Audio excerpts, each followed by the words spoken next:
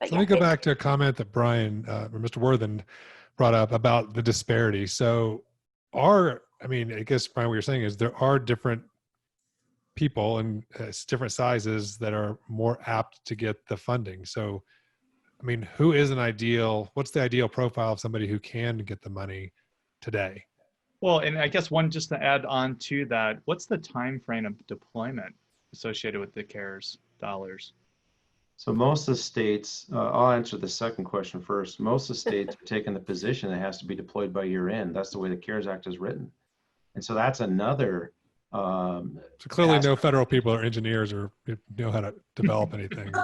And the hard part is CAF 2 was already rolled out. And so you got equipment, fiber, materials, wireless equipment going out right now, and contractors are busy. And then you've got people readying right now. So any engineer or any grant applicant, someone that writes grants is busy right now, right? Getting ready for RDOF. And so CARES is coming at a really inopportune time. There's a lack of availability for fiber. There's a lack of availability for contractors, equipment. Everything's back ordered because of COVID. Manufacturing on certain material is limited, and so. Like in our case, we've been ordering fiber extra, and I think we talked about that previously. But the fact of the matter is, this timeline, and then the fact that there is money available, but you got to hurry up and build it. That's tough. That's the toughest part. It's interesting because it's like these programs are contradicting themselves, right? It's the federal traditional RDOF, is certainly heavyweighting on fiber. I would obviously say the same for the Colorado DORA fund as well, and naturally we certainly believe in fiber here. But when you think about the CARES Act, it's like you got to retool your brain. Glenn and I talk about this a lot. It's the only way to participate in that side of the house is to go and go totally wireless, which could still provide a lot of value in these areas. But it's like we've got to put on our wireless hat now, take the fiber hat off for that program. Now we got to totally change everything up and rethink everything of how we're doing it because it's speed to market, speed.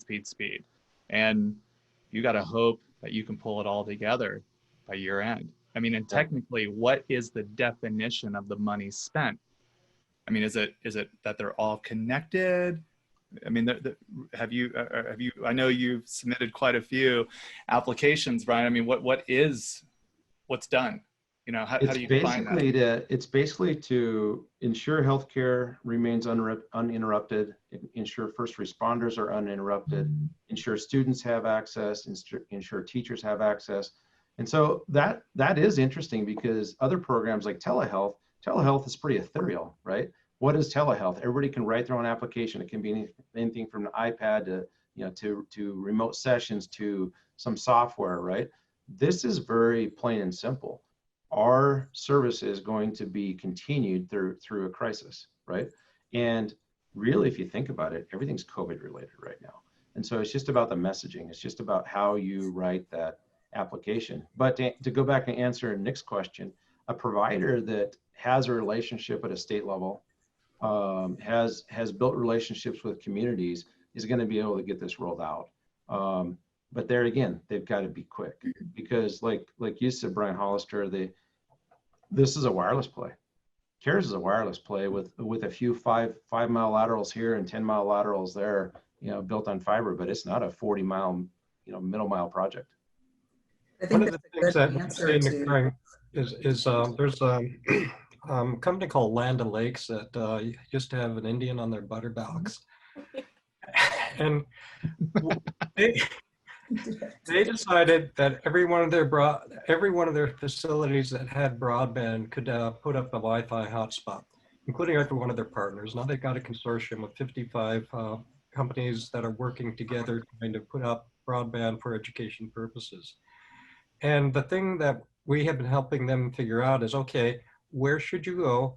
What kind of fixed wireless can you do? And can you go into partnership with the local state to do this as well and bring their facilities? Another analog, Washington State did a massive deployment of Wi-Fi hotspots throughout every one of their facilities. Now they're looking at the same thing. The issue boils down to if you're flat and you don't have any hills and if you can get your hands on fixed wireless, then you can do it. You got big trees, lots of hills, you're off, you just can't do it. But it can be done with that money by December 31st, provided the supply chain issues can be dealt with. Yeah, what Glenn's pointing out is Kansas is well suited for this as well. Exactly. Whereas Washington State and Colorado are not. Are not. No, no. On the eastern side of our state, we're okay.